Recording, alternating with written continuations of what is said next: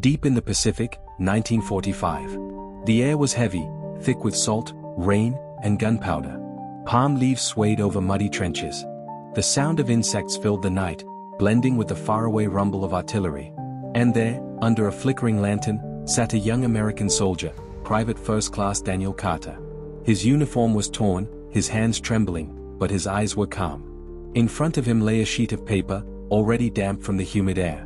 He dipped his pen in ink, stared at the empty page, and began to write, a letter that would outlive him. My dearest Anna.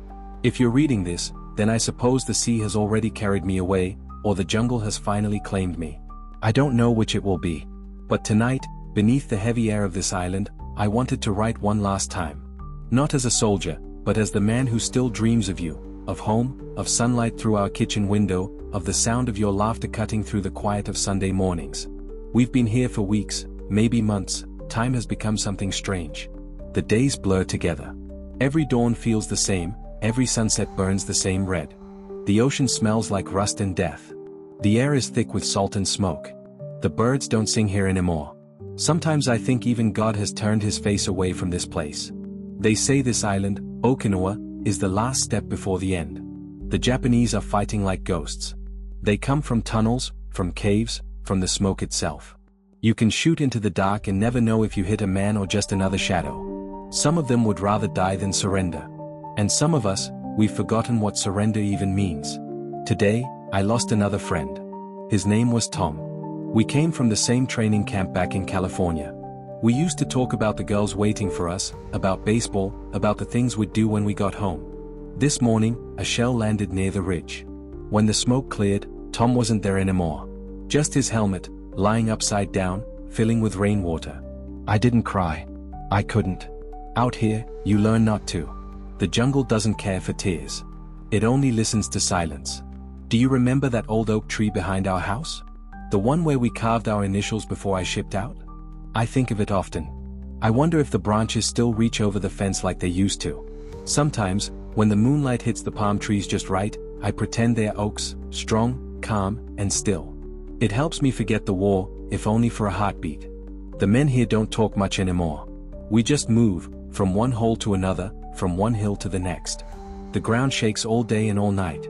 The sky flashes like the 4th of July, but there's no music, only screams. I've seen things I'll never be able to tell you, things I don't want to remember. The smell of burning, it clings to you, to your clothes, to your dreams. And yet, somehow, in all this madness, I still carry your photograph. It's worn and torn now, but I look at it whenever I can. When I close my eyes, I can almost hear your voice. You told me once, promise me you'll come back. I wanted to. God knows I still want to. But out here, promises are like paper, they burn too easily. There's a boy in our unit, barely 18. His name's Miller. He reminds me of our little brother Jack before he grew tall. Miller still believes the war will end tomorrow. Every time a plane flies overhead, he says, "That's it, boys. We're going home." We let him believe it. Hope is a dangerous thing out here, but it's also the only thing that keeps us from breaking.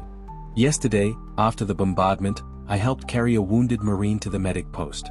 He couldn't speak, just stared up at the sky, whispering something I couldn't understand. I realized he was praying. It struck me then, we all pray in different ways, but we're all asking for the same thing. Not victory. Not glory. Just another sunrise. Sometimes, when the night is quiet and the fireflies appear, I imagine you walking through our garden. I can see your hair catching the light, your hands brushing the flowers. I wish I could be there, just for a moment. To hold your hand. To feel something alive, something real. Here, everything feels borrowed, even life. If I don't make it, promise me you'll live. Truly live. Don't wait for a ghost to come home. Don't hold on to someone who never left this island. Marry again if you must. Have children. Teach them to love the world, even when it's cruel. And when you look at the stars, know that I'll be there, one among millions, watching over you. I used to think courage meant not being afraid. But now I know it's something else. Courage is writing this letter while my hands shake. Courage is smiling at the boy next to me even when I know we might not see another morning. Courage is hoping, still, that this world can heal after all we've done to it. I've seen hatred here, Anna. But I've also seen love, in the way a man throws himself on a grenade to save his friends. In the way someone shares his last sip of water. In the way we whisper each other's names before we go into battle. Love is what keeps us human. And that's what I'll hold on to, no matter what happens when the sun rises. I hear the captain's voice now. We move at dawn. There's talk that this might be our last push. The island is nearly ours, they say. But victory doesn't feel like it used to. It's not about flags or medals anymore. It's about making sure the man beside you gets to see another day. If I fall tomorrow, I'll fall thinking of you. And that's not sadness, it's peace. Because in the end, everything I am, every laugh, every breath, every dream, began and ended with you. So, my love, this is my goodbye. Not forever, but just until we meet again. If the sea carries my body away, know that my heart already found its way home. Yours always, Private First Class Daniel Carter, U.S. Marine Corps. He folded the letter carefully, slid it into an envelope marked to be delivered, and tucked it into the pocket of his uniform. The lantern flickered, the rain grew heavier, and Daniel looked up at the dark sky. Somewhere, beyond the clouds, dawn waited, and with it, another battle. The next morning, the Marines advanced through the fog. The jungle trembled with explosions. Gunfire echoed through the trees. Daniel moved with his unit, silent, focused. The camera lingers on his face, calm, almost peaceful. In the chaos, he pauses for a moment, looks toward the horizon, and smiles faintly. Then he disappears into the smoke.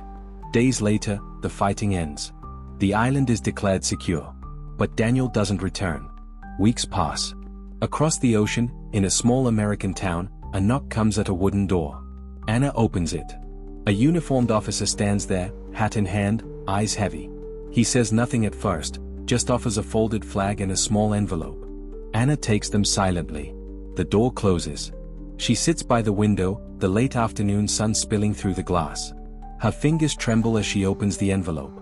Inside is the letter, Daniel's handwriting, faded but strong. She begins to read. As her lips move, Daniel's voice fills the room, soft and distant. They say the world will be better after this. Maybe it will. Maybe the children born tomorrow will never know what it means to fight like this, to lose so much. I hope that's true. Because if they do, then all of this, every tear, every drop of blood, will have meant nothing. Her tears fall onto the page. She presses the letter to her chest and closes her eyes. Outside, the wind moves through the trees. The world is quiet again. The narrator's voice fades in. He never came home. Private First Class Daniel Carter was 24 years old when he fell in Okinawa, just weeks before the war ended. His letter reached his wife 2 months later, carried across the Pacific, across a nation already celebrating peace. Anna kept it framed by her bedside for the rest of her life. She never remarried.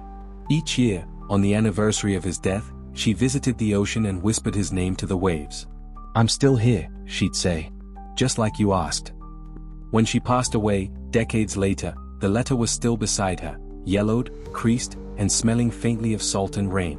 Over old black and white footage, soldiers laughing, ships sailing, letters being written home, the narrator continues. More than 400,000 Americans never returned from World War II. Many left behind letters like Daniel's, words that carried love across oceans, across time, across death itself. They were not written for glory. They were written for remembrance. The camera pans to the sea, waves crashing gently on the shore. The narrator's final words linger. Wars do not end with gunfire. They end with silence, and with the letters that outlive the men who wrote them. The screen fades to black. Only the sound of waves remains. Then, one last whisper, Daniel's voice, faint but clear. "If I don't make it home, promise me you'll look to the horizon every dawn. That's where I'll be, between the sea and the sky, waiting."